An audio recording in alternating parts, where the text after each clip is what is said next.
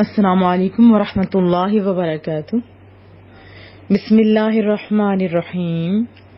رب اشرح لی صدری ویسر لی امری واحلل عقدۃ من لسانی یفقہوا قولی۔ رب زدنی علما، رب یسر ولا تعسر وتمم بالخیر وبک نستعین، آمین یا رب العالمین۔ آج انشاءاللہ تعالی سورۃ الاعراف آیت 11 سے ابتدا کریں گے۔ اعوذ باللہ من الشیطان الرجیم، بسم اللہ الرحمن الرحیم۔ وَلَقَدْ خَلَقْنَا، اور بے شک ہم نے پیدا کیا، کم تمہیں، خلقناکم تمہیں پیدا کیا ہم نے، ثم پھر، صورنا پھر ہم نے صورتیں بنائیں، کم تمہاری۔ وَلَقَدْ خَلَقْنَاكُمْ ثُمَّ صَوَّرْنَاكُمْ، اور بے شک ہم نے تمہیں پیدا کیا پھر خاص شکل و صورت بنائی، ثم پھر قلنا ہم نے کہا، للملائکہ فرشتوں کو، ہم نے فرشتوں سے کہا، فرشتوں کو کہا، اسجدو تم سجدہ کرو، تم سب سجدہ کرو، کس کو؟ لآدم حضرت آدم علیہ السلام کو۔ ثم قلنا للملائکۃ اسجدوا لآدم، پھر فرشتوں کو حکم دیا کہ حضرت آدم علیہ السلام کے آگے سجدہ کرو۔ فسجدوا، پس سب نے سجدہ کیا، الا مگر، سوائے ابلیس کے۔ فسجدوا الا ابلیس، تو فرشتوں نے سجدہ کیا یا انہوں نے سجدہ کیا سوائے ابلیس کے۔ لم یکن من الساجدین، وجہ کیا تھی؟ اللہ کو تو پتہ تھا نا، رب فرما رہا ہے کہ وہ سجدہ کرنے والوں میں نہیں تھا۔ قال، پوچھا کس نے؟ رب کریم نے۔ ما منعک، کس چیز نے تمہیں منع کیا ہے، روکا ہے؟ اللہ کے نہ، منع کا منع کیا یا باز رکھا تجھے، اللہ کے نہ تسجدو کہ تم سجدہ کرو، اذ جب، امرتو میں نے حکم دیا تھا، کا تجھے۔ قال ما منعک الا تسجد اذ امرتک، اللہ تعالیٰ نے فرمایا کس چیز نے تجھے اس سے سجدہ کرنے سے روکا جبکہ سجدہ کرنے کا حکم میں نے تجھے دیا تھا۔ قال، اب ابلیس بولا، کہنے لگا، انا خیر، میں بہتر ہوں، میں افضل ہوں، میں بہتر ہوں، من سے، ہو اس سے، یعنی حضرت آدم علیہ السلام سے۔ قال انا خیر منہ، ابلیس نے کہا کیونکہ میں اس سے بہتر ہوں، خلقتا تو نے پیدا کیا، نی مجھے، من نار آگ سے، خلقتنی من نار تو نے مجھے آگ سے پیدا کیا، وخلقتا اور تو نے پیدا کیا، ہو کی ضمیر راجع ہو رہی ہے حضرت آدم علیہ السلام کی طرف، اور خلقتا ہو اور تو نے اسے پیدا کیا، من طین مٹی سے، خلقتنی من نار وخلقتہ من طین، تو نے مجھے آگ سے پیدا کیا اور اس سے کیچڑ سے یا مٹی سے پیدا کیا۔ قال، اللہ تعالیٰ نے فرمایا، فاہبط، پس تو اتر جا، پس اتر جاؤ، من سے، ہا اس جگہ سے جہاں پہ تم ہو، یہاں سے اتر جاؤ۔ فما یکون، پس نہیں ہے، لکا تمہارے لیے، ان کے تتکبرا تو غرور کرے، فیہا اس میں، پس، اخرج نکل جا، انکا بے شک تو، من الصاغرین صغیرہ جیسے چھوٹے کو کہتے ہیں نا، اور صاغر اس چھوٹے کو کہتے ہیں، یعنی اس چھوٹے جو یعنی عزت کے لحاظ سے آپ کہہ سکتے ہیں. ذلیل اور حقیر کو کہتے ہیں جو اپنی ذلت اور پستی پر خوش ہو. تو اس سے یہ بھی پتہ چلتا ہے کہ اللہ تعالیٰ کا نافرمان ذلیل اور حقیر ہوتا ہے. شیطان کس مقامی عزت پر فائز تھا؟ جب اللہ تعالیٰ نے حکم دیا اور حکم الہی سے اس نے سرتابی کی تو ذلت اور رسوائی کی پستیوں میں پھینک دیا گیا. صاغرین ذلیلوں میں سے، ذلیلوں میں. قال فاہبط منہا، اللہ تعالیٰ نے فرمایا یہاں سے اتر جاؤ. فما یکون لک ان تتکبر فیہا، تیرے لیے مناسب نہیں ہے کہ تو یہاں رہتے ہوئے غرور کرے. فخرج انک من الصاغرین، بے شک تو ذلیلوں میں سے ہے. قال، اب ابلیس بولا، انظرنی، مجھے مہلت دیں، مجھے مہلت دیں. کب تک؟ یہ بھی اس نے بتا دیا کہ الی یوم یبعثون. یبعثون کہتے ہیں کہ اٹھائے جائیں گے، یعنی وہ اٹھائے جائیں گے. کب تک؟ جب قبروں سے اٹھایا جائے گا. قال انظرنی الی یوم یبعثون، ابلیس بولا کہ مجھے مہلت دیجیے اس دن تک جب لوگ قبروں سے اٹھائے جائیں گے. قال، اللہ تعالیٰ نے فرمایا، انکا، بے شک تو من المنظرین. رب کریم نے فرمایا کہ ٹھیک ہے، تم مہلت مانگتے ہو، تم منظرین میں ہو، یعنی مہلت دیے جانے والوں میں تم ہو. مہلت مانگی تو مل گئی. اب اس کو کیا ملا؟ مہلت. قال انظرنی الی یوم یبعثون، اس نے کہا مجھے اس دن تک مہلت عطا فرما جس دن لوگ قبروں سے اٹھائے جائیں گے. قال انک من المنظرین، فرمایا اچھا پھر تجھ کو مہلت دی جاتی ہے. پھر شیطان نے کہا، قال، بولا، فبما، بس سبب اس کے، اغویتا، غلطی تو اپنی تھی لیکن اگلے کو کہا، اغویتا، تو نے گمراہ کیا، نی، مجھے. اب تو نے مجھے گمراہ کیا ہے. لأقعدن، میں ضرور بیٹھوں گا. قعدہ بیٹھنے کو کہتے ہیں نا، قعدہ اولا قعدہ اخیرہ. میں ضرور بیٹھوں گا، لہم، ان کے لیے، یعنی تیرے بندوں کے لیے، صراطک المستقیم. صراط کہتے ہیں راستے سے، کاف زبر کا یہ ہے، معنی ہے تیرے، مستقیم سیدھے راستے سے. قال فبما اغویتنی، کہنے لگا اس وجہ سے کہ تو نے مجھے اپنی رحمت سے مایوس کر دیا. لأقعدن لهم صراطک المستقیم، میں ان کو گمراہ کرنے کے لیے تاک میں بیٹھوں گا. کیوں؟ تاکہ سیدھے راستے سے انہیں گمراہ کر سکوں. ثم، پھر، لآتینہم، میں آؤں گا ان پر، من بینہم، ان کے ہاتھوں سے مراد ان کے آگے سے، ومن خلفہم، اور ان کے پیچھے سے، وعن ایمانہم، اور ان کے دائیں سے، وعن شمائلہم، اور ان کے بائیں سے، یعنی ہر طرف سے.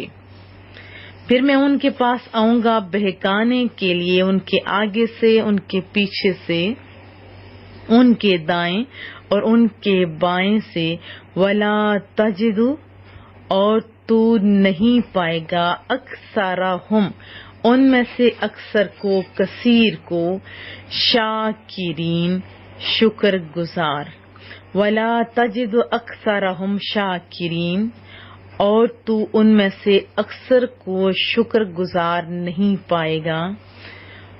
قال، اللہ تعالیٰ نے فرمایا، اخرج، نکل جا، یہاں سے نکل جا.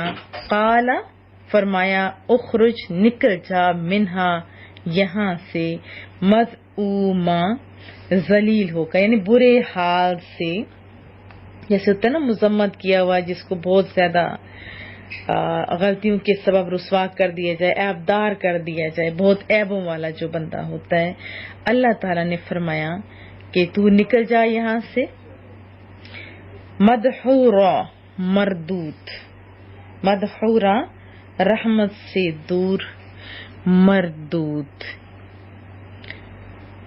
قال اخرج منہا مذءوما مدحورا، فرمایا یہاں سے نکل جا اور راندہ ہوا، یعنی مردود ہو کر۔ لمن تبعک، تو جو کوئی تیری پیروی کرے گا، تیری اتباع کرے گا، منہم ان میں سے، لأملأن، تو پھر میں بھی بھر دوں گا، جہنم جہنم کو، منکم تم سے، اجمعین تم سب سے۔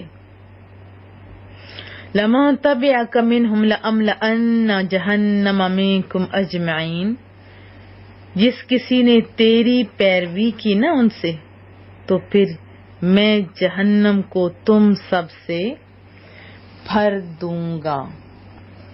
وضاحت جان لیتے ہیں۔ پہلے ان احسانات کا تذکرہ تھا جن سے ہماری زندگی وابستہ تھی، اب جو ہماری تخلیق ہے اور جو نوازشات ہے رب کریم کی، اس کی طرف توجہ دلائی جا رہی ہے کہ پہلے تمہیں پیدا کیا، پھر تمہیں خوبصورت دل فریب صورت بخشی، حضرت آدم علیہ السلام کا تذکرہ ہے نا، اور پھر ہم نے فرشتوں کو حکم دیا کہ حضرت آدم کو سجدہ کرو، فرشتوں نے سجدہ کیا لیکن ابلیس نے نہیں کیا، تو رب فرما رہا ہے کہ کس چیز نے تجھے میرا حکم ماننے سے روکا؟ تو اس نے کہا تھا کہ میں آدم سے بہتر ہوں، وجہ بتائی کہ میں آگ سے ہوں جبکہ حضرت آدم علیہ السلام کیچڑ سے ہیں۔ بسا اوقات کسی چیز کی قدر و قیمت کا اندازہ لگاتے وقت اس کی ظاہری شکل و صورت کو ہی پیش نظر رکھا جاتا ہے اور اس کے جوہر ذاتی سے قطع نظر کر لی جاتی ہے۔ جیسے ابلیس کو فقط یہی یاد رہا نا کہ آدم کی تخلیق کیسے ہوئی، خاک سے ہے، اور اس کی تو آگ سے ہوئی، آگ افضل ہے خاک سے، اس لیے افضل کو یہ کب زیبا ہے کہ وہ اپنے سے کم تر کو سجدہ کرے۔ اس بے وقوف کو، اس نادان کو یہ سمجھ نہ آئی کہ آدم کے سر پر تو خلافت ارضی کا تاج ہے، اس کا دل وہ آئینہ ہے جس میں آفتاب حقیقت کی کرنیں نور افشاں ہیں، جس میں نفخت فیہ من روحی کا سر نہا اس سے اوجل رہا۔ اللہ تعالیٰ نے پیدا کیا تھا نا، اللہ نے فرمایا وَنَفَخْتُ فِيهِ مِن رُوحِي، میں نے اپنی روح اس میں پھونکی۔ اسے یہ بھی نہ سوجی کہ جب نور سجدہ کناہ ہیں، یعنی فرشتے سجدہ کناہ ہیں، تو نار کو یعنی آگ کو سجدہ کرنے میں تعمل کیوں؟ بعض لوگ رسول اللہ صلی اللہ علیہ وسلم کی ظاہری بشریت میں یوں کھو کر رہ جاتے ہیں کہ حقیقت محمدیہ صلی اللہ علیہ وسلم کی جلوہ سامانیوں کو ان کی آنکھ نہیں دیکھ سکتی۔ ایک شاعر نے کہا تھا نا، دل بینا بھی خدا سے طلب، دل بینا بھی کر خدا سے طلب، آنکھ کا نور دل کا نور نہیں۔ اور یہ بھی اس کی سراپا غلط فہمی تھی کہ آگ خاک سے افضل ہے، حالانکہ اپنی صفات اور خاصیات کے اعتبار سے جو بلندی خاک کو حاصل ہے وہ آگ کو نہیں۔ جیسے آپ دیکھیں متانت، وقار، حلم، صبر، یہ خاک کے خاص ہیں، یہ اسی کے خواص ہیں نا۔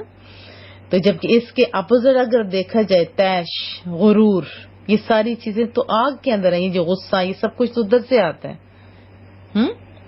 اسی وجہ سے حضرت آدم سے جب لغزش ہوتی ہے تو وہ تائب ہوتے ہیں اور اپنا مقام بلند کروا لیتے ہیں، جبکہ ابلیس کیا کرتا ہے؟ نافرمانی پہ اڑ جاتا ہے نا، اور پھر ہمیشہ کے لیے بد نصیب ہو جاتا ہے۔ اللہ نے فرمایا یہاں سے نکل جا، اور وہ اکڑی ہوئی گردن سے وہاں سے نکل گیا۔ حضرت ابن مسعود فرماتے ہیں رضی اللہ تعالیٰ عنہ کہ رسول اللہ صلی اللہ علیہ وسلم نے فرمایا، مسلم شریف کی حدیث طیبہ ہے کہ جس کے دل میں رائی کے دانہ جتنا غرور ہوگا اس پر جنت کے دروازے بند ہوں گے۔ غرور سے بچنا چاہیے۔ جو متکبر ہیں وہ ذرا اپنے اس بڑے کی حالت دیکھ لیں کیا ہوئی اور وہ کہاں جا پہنچا، کون؟ ابلیس۔ تو ہمیں بھی اس کا انجام سامنے رکھنا چاہیے اور عاجزی اختیار کرنی چاہیے۔ بہرحال چند احادیث طیبہ میں سنائی دیتی ہوں۔ حضرت حذیفہ رضی اللہ تعالیٰ عنہ سے مروی ہے، رسول اللہ صلی اللہ علیہ وسلم نے فرمایا، کیا میں تمہیں اللہ تعالیٰ کے بدترین بندے کے بارے میں نہ بتاؤں؟ اور وہ بد اخلاق اور متکبر ہے۔ کون؟ بدترین۔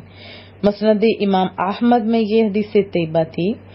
حضرت ابو ہریرہ راوی ہیں، رسول اللہ صلی اللہ علیہ وسلم نے فرمایا، جو تکبر کی وجہ سے اپنا تہبند لٹکائے گا تو قیامت کے دن اللہ تعالیٰ اس کی طرف رحمت کی نظر نہیں فرمائے گا۔ بحوالہ بخاری۔ حضرت عبداللہ بن عمر رضی اللہ تعالیٰ عنہ سے روایت ہے، رسول اللہ صلی اللہ علیہ وسلم نے فرمایا، قیامت کے دن تکبر کرنے والے چیونٹیوں کی طرح آدمیوں کی صورت میں اٹھائے جائیں گے، ہر طرف سے ذلت انہیں ڈھانپ لے گی، انہیں جہنم کے قید خانے کی طرف لے جایا جائے گا جس کا نام بولس ہے، آگ ان پر چھا جائے گی اور انہیں طینۃ الخبال یعنی جہنمیوں کی پیپ اور خون پلایا جائے گا۔ بحوالہ ترمذی۔ حضرت عبداللہ بن مسعود، مسلم شریف کے حدیث طیبہ، محبوب کا فرمان، جس کے دل میں رائی کے دانے جتنا بھی تکبر ہوگا وہ کدھر نہیں جائے گا؟ جنت میں داخل نہیں ہوگا۔ ہاں جو عاجز لوگ ہیں وہ بھی سننے۔ ابن ماجہ کی حدیث طیبہ، حضرت عیاض بن حمار رضی اللہ تعالیٰ عنہ روایت کرتے ہیں، رسول اللہ کا فرمان صلی اللہ علیہ وسلم، اللہ عز و جل نے میری طرف یہ وحی فرمائی ہے کہ تم لوگ عاجزی اختیار کرو اور تم میں سے کوئی دوسرے پر فخر نہ کرے۔ یہ محبوب کو حکم مل رہا ہے۔ ام عائشہ راویہ ہیں رضی اللہ تعالی عنہا، رسول اللہ کا فرمان، اے عائشہ عاجزی اپناؤ کہ اللہ عز و جل عاجزی کرنے والوں سے محبت اور تکبر کرنے والوں کو ناپسند فرماتا ہے۔ کتنی بڑی بات ہے، کون محبت کرتا ہے؟ اللہ۔ حضرت انس جوہنی رضی اللہ تعالیٰ عنہ سے روایت ہے، رسول اللہ کا فرمان صلی اللہ علیہ وسلم ترمذی میں ہے، جس نے قدرت کے باوجود اللہ کے رضا کے لیے، اللہ عز و جل کے لیے اعلیٰ لباس ترک کر دیا تو اللہ عز و جل قیامت کے دن اسے لوگوں کے سامنے بلا کر اختیار دے گا کہ ایمان کا جو جوڑا چاہے پہن لے۔ حضرت ابو ہریرہ راوی ہیں، رسول اللہ کا فرمان، جو اپنے مسلمان بھائی کے لیے تواضع اختیار کرتا ہے اللہ تعالیٰ اسے بلندی عطا فرماتا ہے، اور جو مسلمان بھائی پر بلندی چاہتا ہے اللہ اسے پستی میں ڈال دیتا ہے۔ بہت ساری احادیث طیبہ ہیں میرے پاس، آپ بھی پڑھیے، جو سنی ہیں اس پر بھی عمل کریں گے تو انشاءاللہ تعالیٰ آپ عاجزی ضرور اختیار کریں گے۔ اور جس نے تکبر کیا اس کو اللہ کہہ رہے ہیں اتر جاؤ، اور کہاں سے کہاں جا پہنچا بد نصیب متکبر۔ اور اس نے اپنی غلطی نہیں مانی بلکہ کہا کہ میں تو وہاں بیٹھوں گا جو سیدھا رستہ ہے، کیوں؟ تاکہ لوگوں کو گمراہ کرے۔ کہاں سے؟ کہاں؟ دائیں بائیں سیدھے الٹے ہر طرف سے۔ اور جتنا بڑا انسان ہوتا ہے اتنا ہی اس کو اس کے طریقے کے مطابق ورغلایا جاتا ہے۔ یہ نہیں کہ ایسے ویسا ہے شیطان بہت چالاک ہے، جیسا انسان ہوتا ہے اسے ویسا ہی ورغلاتا ہے۔ مثلا کچھ تہجد کا عادی ہے، اسے صبح اٹھ کے نماز پڑھنا، اللہ سے باتیں کرنا بڑا اچھا لگتا ہے۔ اب شیطان کہتا ہے سو جا، وہ نہیں سوتا، لیکن وہ پھر ریاکاری کا بیج بو دیتے ہیں، کیونکہ وہ کہتا ہے کہ جب میں صبح اٹھ کے اتنی عبادت کرتا ہوں چند لوگ سنیں بھی تو عزت بھی تو کریں، انہیں پتہ بھی چلے میں تو راتوں کو اٹھ کے کیا کرتا ہوں۔ تو کتنا چالاک ہے یہ۔ اسی طرح اگر کسی کو اللہ نے بہت مال و دولت دے رکھی ہے تو اللہ کے راستے میں وہ دینا چاہے، ادھر سے شیطان روکے گا، لیکن لوگوں کے سامنے عزت یہ اس کے مائنڈ میں ڈالے گا کس طرح عزت ہوگی، پھر وہ فضول خرچی کی طرف مائل کر دے گا۔ یعنی جیسا بندہ ہوتا ہے ایسا ہی شیطان اسے ورغلاتا ہے۔ مثلا کوئی بچہ ہی پڑھنا چاہتا ہے قرآن کریم تو اس کو کدھر لے جائے گا؟ گیمز کی طرف۔ ہے نا ایسی بات. ہمارے بچے شیطان کی باتوں میں آ کے اپنے بہت سارا ٹائم ضائع کر رہے ہیں, اسی طرح بڑے بھی ضائع کر رہے ہیں. اللہ پاک ہم لوگوں کو سمجھ عطا فرمائے اور عاجزی اختیار کرنے کی توفیق عطا فرمائے, ہمارے حالات کو بہتر فرمائے, تمام بیماروں کو شفائے کاملہ عطا فرمائے. جو دعاؤں کے لیے کہتے ہیں اللہ پاک ان کے لیے آسانیاں پیدا فرما. تمام بے اولادوں کو اولاد صالحہ, اولاد نرینہ عطا فرما. پریشان حال لوگوں کی پریشانیوں کو دور فرما. اپنے ادارے کے لیے ہمیشہ دعا کیا کیجیے. السلام علیکم ورحمۃ اللہ.